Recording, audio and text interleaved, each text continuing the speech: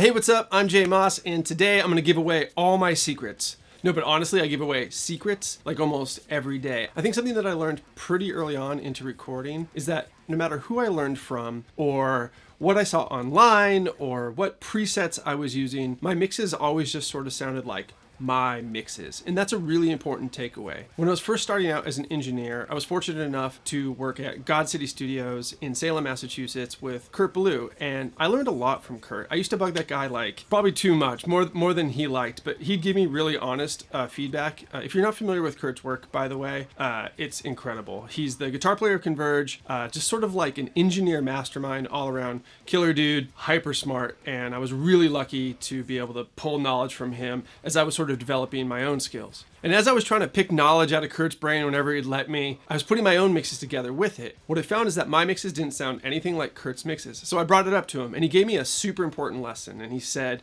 what you have to understand is that you will never sound like anyone else and nobody else will ever sound like you. Anyway, I found that to be really, really enlightening. And it took away all this fear, like all my magic tricks, I don't want to give them away. I don't want somebody else out there to figure out all my secrets and then be the next Jay Moss. Like, it doesn't work that way. Everything filters through our own creativity, through our ears, through our preferences, through our experiences. So gear really is secondary. That's why people make amazing records with laptops, and that's why people make amazing records with full studios. That's why bands and artists are understandably really specific with what engineer they pick, because they know it's going to have an enormous influence over the final product. Like, you wouldn't take your Screamo band to Dr. Dre, and you probably wouldn't take NWA to Chris Lord-Alge. You know what I mean? But when you do find the right fit, whether you're an artist looking for an engineer or an engineer who has an artist coming to them, is that you will continue to work together potentially forever. Usually when an artist finds a good fit with a record producer, you'd be terrified to work with anyone else because you develop a rapport, an understanding. There's an emotional connection that actually really translates into caring about the project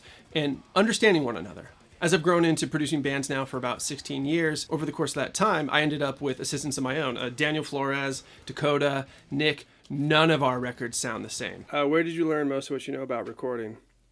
Right here. Do our mixes... Almost all of it, actually. Do our mixes sound the same? What? Do our mixes sound similar? No. They all sound really cool, but totally different. I mean, and we're all here using the same gear and the same microphones and the same space, and yeah, not the same.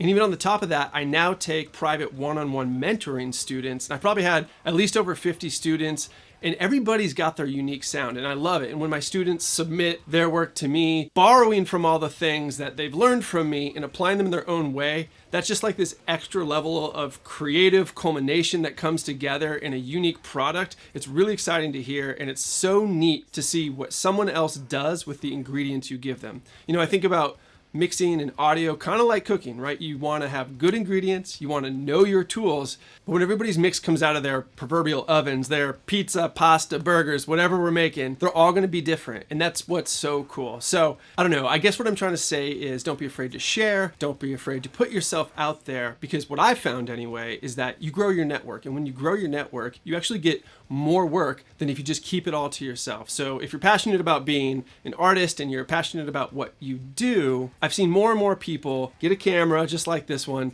sit in front of it and talk. And I think this is sort of the new college. Take that one step further. If you work with me or someone like me and you do like a mentorship, it's specifically geared to the individual. Share what you know, and I think you'll be better for it, and you'll be busier for it, and it just kind of feels good. So that's all. This is a happy-go-lucky PSA video for you.